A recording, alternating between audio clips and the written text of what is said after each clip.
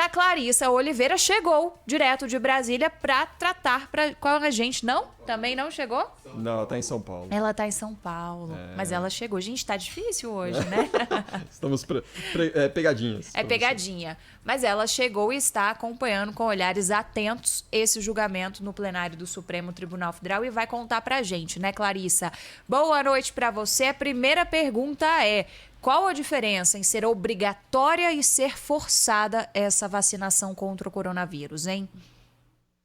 Boa tarde, boa noite para todo mundo. Olha, Isabel, a diferença é aquela que a gente já vinha levantando há bastante tempo aqui, apontando para essa tendência de que o plenário do Supremo Tribunal Federal tomaria essa decisão. O que está sendo definido lá e os ministros estão caminhando aí em sua maioria, confirmando essa expectativa? Que sim, o Estado tem o direito de definir que a vacinação contra a Covid-19 é obrigatória. Mas isso não significa pegar alguém pelos cabelos e levar para tomar a vacina no posto de saúde. Ninguém vai forçar, levar alguém à força para se vacinar. O objetivo é o quê? Impor medidas restritivas para quem descumprir essa obrigação. É uma coisa muito parecida, como até mencionou a ministra Carmen Lúcia agora há pouco, com o que acontece com o voto obrigatório. A pessoa é obrigada a votar pela lei brasileira, mas se ela não for votar, ela sofre uma série de penalidades e de sanções e precisa, então, regularizar a sua situação para poder usufruir plenamente dos seus direitos civis. O que está sendo apontado ali pela maioria dos ministros, e a gente vê isso com muita clareza. Há uma decisão ali de rechaçar qualquer viés ideológico na abordagem sobre a vacinação contra a Covid-19. Os ministros têm repetido, na sua imensa maioria, frases do gênero que o indivíduo não pode colocar o restante da população em risco, se transformando num vetor de contaminação, porque simplesmente ele acredita que não é o ideal para ele tomar a vacina contra a Covid-19. Então, ele deve, sim, ser penalizado com restrições, medidas restritivas, caso ele adote essa postura. Uma das ações que foram analisadas também, que tinha um outro relator, que é o ministro Luiz Roberto Barroso, diferente das primeiras que eram conduzidas pelo ministro Lewandowski, essa outra ação tratava da obrigatoriedade de vacinação, mas em outra ótica, se os pais podem decidir não vacinar os próprios filhos, falando genericamente, não só contra o coronavírus, se entenderem que essa é uma decisão deles tomada por questões ideológicas ou filosóficas ou religiosas, ou seja lá o que for. A resposta do Supremo, ali apontando nessa direção, é não, não pode. Por quê? Como foi bem colocado por um dos ministros também, os filhos não são propriedade dos seus pais e eles não podem ser eles próprios colocados em risco e contribuindo para arriscar outras pessoas, terceiros, porque os pais entendem por questões ideológicas que é esse o melhor caminho. Ou seja, ficou muito pacificado, até agora pelo menos, o entendimento dos ministros, da maioria dos ministros nessa direção. Chama atenção o fato de o ministro Cássio Nunes Marques, que acaba de chegar ao Supremo Tribunal Federal pela mão do presidente Jair Bolsonaro, ter evitado ali fazer uma manifestação expressa a respeito da questão da obrigatoriedade da vacina, porque ele recomendou que as ações apresentadas a esse respeito fossem rejeitadas, com base em critérios técnicos. Ele disse que entende que não seria um mecanismo adequado, que foi utilizado do ponto de vista jurídico, para apresentar essas manifestações. Por enquanto, o julgamento nessa direção, eu estava ouvindo agora há pouquinho o voto da ministra Carmen Lúcia, que ia nessa direção que eu falei para vocês agora, de que um indivíduo não pode colocar o resto em risco e que isso é um preceito básico da democracia e que a democracia não pode pressupor esse grau de egoísmo de um indivíduo. Muito bem. Concordo, pero no mute. Porque eu acho que o Supremo não era o momento do Supremo ainda entrar nessa discussão. Eu acho que o Supremo se antecipa a essa discussão que poderia ser levada até ele lá na frente, a partir do momento que a vida começasse a criar empecilhos para quem não quisesse se vacinar. Mas eu concordo com os argumentos dos ministros. Mas aí eu preciso fazer um parênteses, porque o Supremo é provocado. Ele recebeu ações apresentadas por partidos políticos, né, gente? Então não tem como o Supremo não se posicionar, a não ser que ele adie pautar essa discussão. Mas a partir do momento em que o governo federal está fazendo uma campanha expressa contra a obrigatoriedade da vacina e o Supremo foi provocado politicamente, eu acho, discordando aí do Cris fofamente, eu acho que é sim papel do Supremo se posicionar antes, porque há um plano de vacinação que precisa estar pronto para ser colocado em prática. E é muito ruim se existirem dúvidas pairando sobre esse plano, sobre o que deve ou não ser obrigação do governo ou obrigação do cidadão dentro desse cronograma de vacinação. Eu acho que o principal desafio nessa discussão, viu, Clarissa, Cris e ouvintes, é colocar ali nos pormenores exatamente o que a decisão está atingindo, sabe? Porque é uma decisão complexa que vai levantando vários pontos. Tem a discussão também sobre os estados, o que os estados vão poder fazer, independente do que a União decidir. E eu acho que deixar isso explicado para a população de uma forma em que não haja essa interpretação de que alguém vai chegar com uma agulha e vai enfiar em você, te obrigando a tomar a vacina contra o coronavírus, porque a gente sabe que a interpretação no senso comum, sobretudo de quem defende movimentos anti-vacina, pode caminhar muito para esse lado. Então, aí é que eu acho que entra ainda mais o nosso papel aqui da comunicação, de destrinchar bastante essa discussão, de ouvir o que os especialistas vão dizer sobre esse julgamento, que podemos projetar aí para frente em relação a essas discussões, para que isso seja explicado muito direitinho para a população, porque o que vai ter de dúvida, o que vai ter de fake news, o que vai ter de notícia aí solta e de forma relapsa em relação a essas discussões que já começaram no Supremo Tribunal Federal e é só o início. A campanha de vacinação ainda nem começou. O uso emergencial da vacina a gente ainda nem tem. Então, entendo que o Cris fala que está se antecipando em relação a isso, né? A gente não tem uma vacina aprovada ainda no Brasil e o Supremo já foi provocado. Se foi provocado, tem que dar uma resposta, né? Mas há uma antecipação nesse sentido. E olha, eu só queria fazer um parênteses, tá? Eu sou totalmente a favor da vacina. Eu só queria deixar claro isso. Eu não faço parte e passo longe desse movimento anti-vacina que existe aqui no Brasil. E no mundo, né?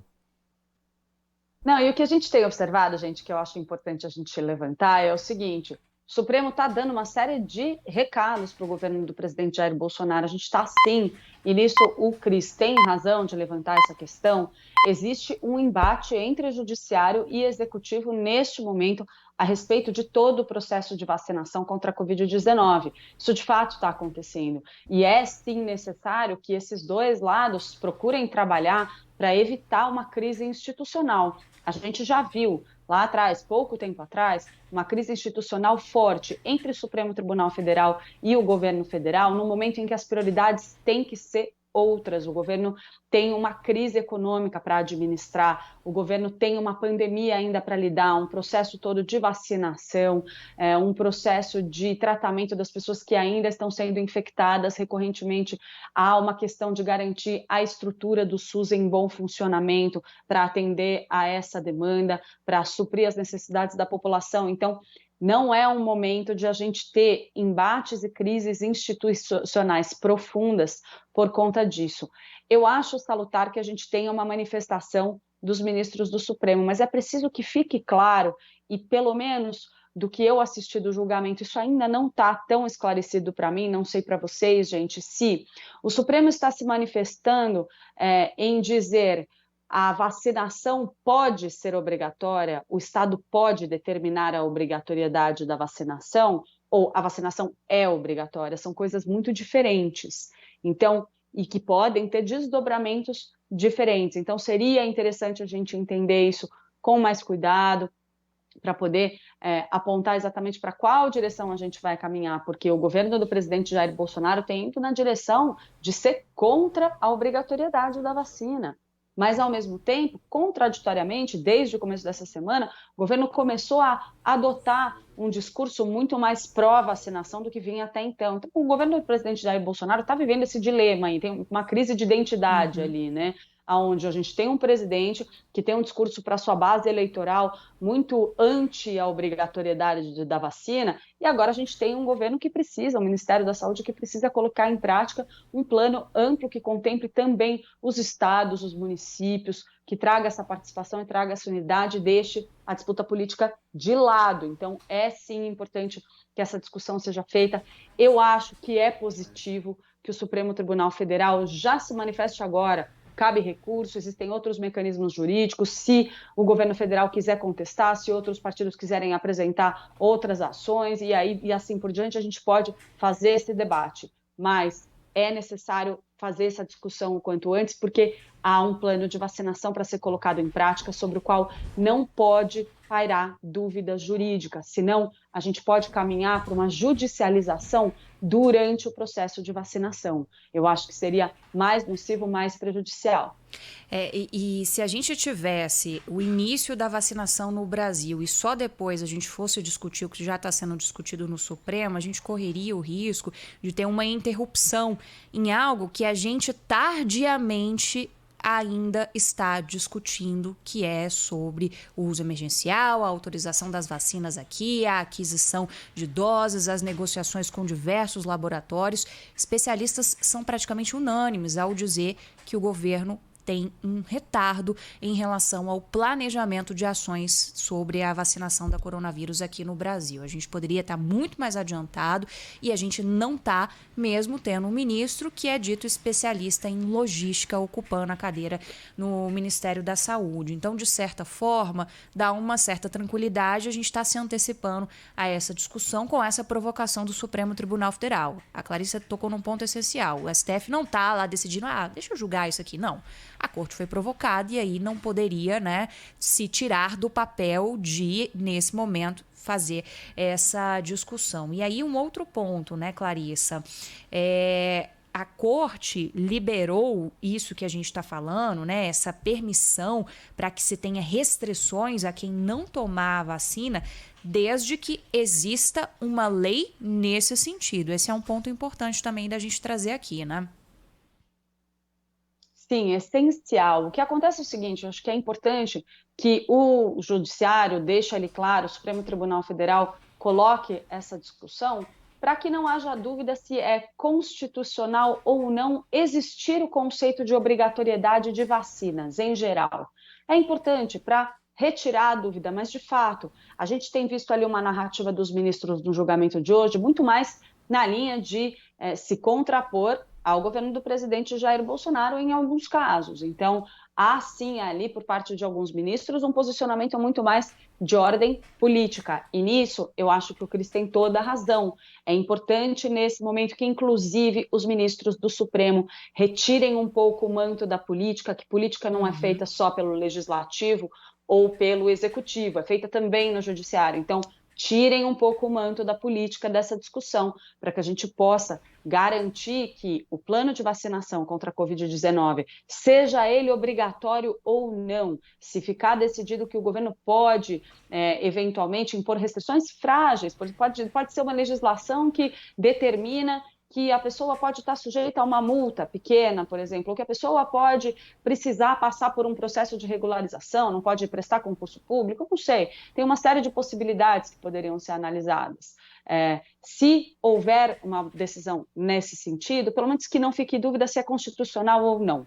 Acho importante, porque isso precisa estar com um caminho livre para que o plano possa prosseguir assim que a vacina ficar pronta. Clarissa, eu não poderia deixar você ir embora do Bastidores de hoje sem falar de eleições da Câmara. Eu sei que não está na nossa pauta, vou te pegar de surpresa, mas é que teve uma decisão importante, porque as lideranças do PT, PDT, PSB, PSOL e PCdoB fecharam uma frente hoje contra a candidatura do Arthur Lira. Até aí tudo bem, o Maia adoraria ver todo mundo unido com ele. O problema é que o pessoal ainda continua reticente em apoiar o Maia. O PSOL pretende lançar candidato, o PT também avalia a possibilidade, enquanto o PSB, PDT e PCdoB tenta fazer a cabeça dos dois amigos a continuar no bloco junto com o Maia. Só que ninguém se entende em torno do Agnaldo Ribeiro, que é do PP, ou o Baleia Rossi, que é do MDB, que seriam as duas alternativas.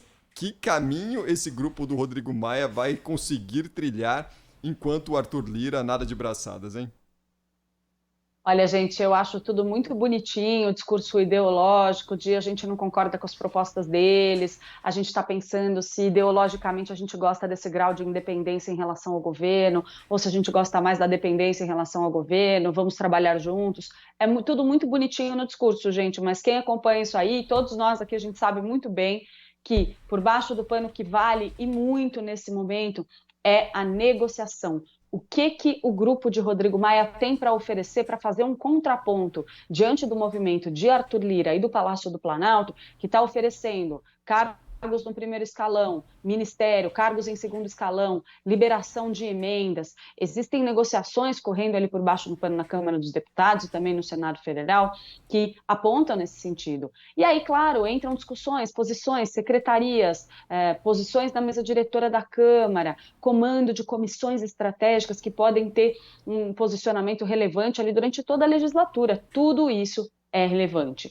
Então, eu acho que a gente está vendo nesse momento essa discussão fervendo entre os partidos e o bloco, por exemplo, do PT, PDT e tal, a gente sabe que eles estão ali cogitando lançar uma candidatura própria se entenderem que não vale a pena aderir a um ou outro lado. Mas essa posição contra Arthur Lira já é uma sinalização na direção de Rodrigo Maia. Vamos aguardar para ver como isso vai se desdobrar. Ainda tem um tempo, tem caminho para negociação. Do mesmo jeito, quando a gente vê o MDB no Senado dizendo: olha, nós decidimos que vamos ter um candidato próprio, não é necessariamente que o MDB quer ter um candidato próprio sozinho. O que ele está querendo é pressionar para que Davi Alcolumbre passe a patrocinar o nome do MDB, que o Palácio do Planalto passe a patrocinar o nome do MDB. Se não, eles vão lançar um nome próprio contra o candidato de Davi Alcolumbre. Então, esse momento é um momento de esticar a corda na disputa do Congresso. Ainda não dá para saber para onde esses grupos vão, de fato, caminhar, mas que a gente sabe que tem muita negociação de balcão ali correndo. Nisso tem, gente. E a gente vai continuar acompanhando. Clarice Oliveira, valeu mais uma vez pela sua participação conosco aqui no Bastidores do Poder. Até amanhã, querida. Um beijo, Clá. Obrigada. Até mais. Beijão. Até. Até.